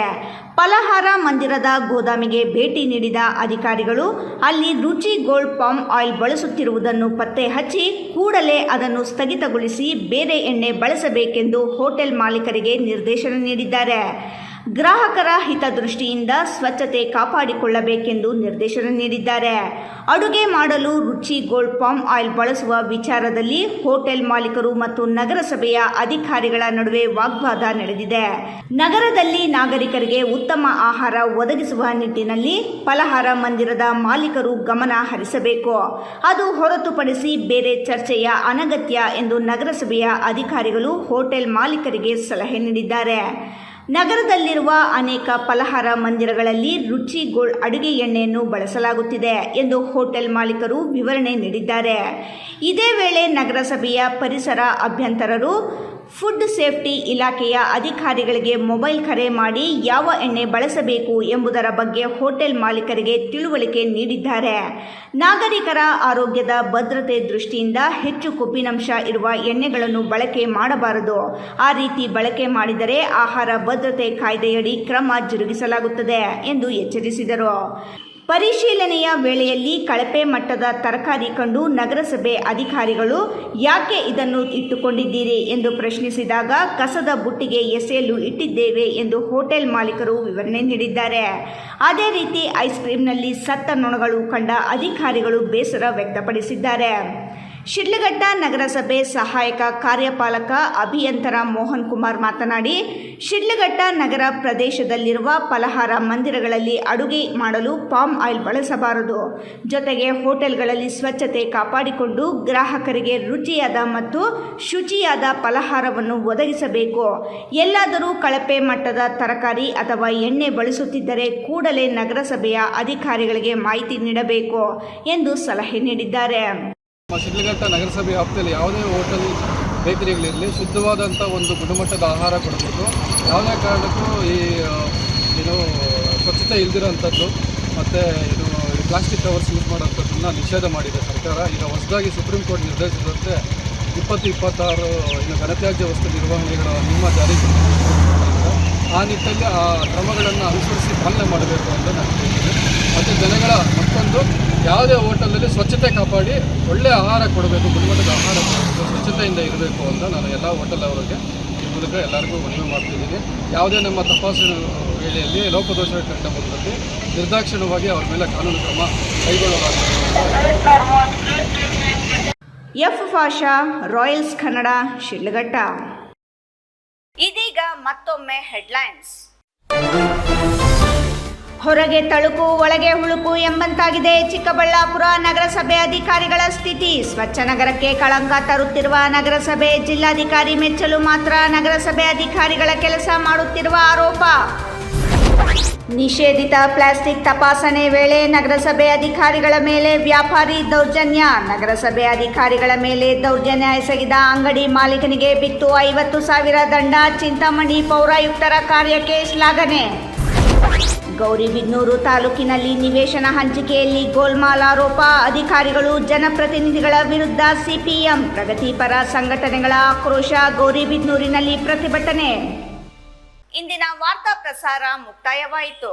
ನಮಸ್ಕಾರ.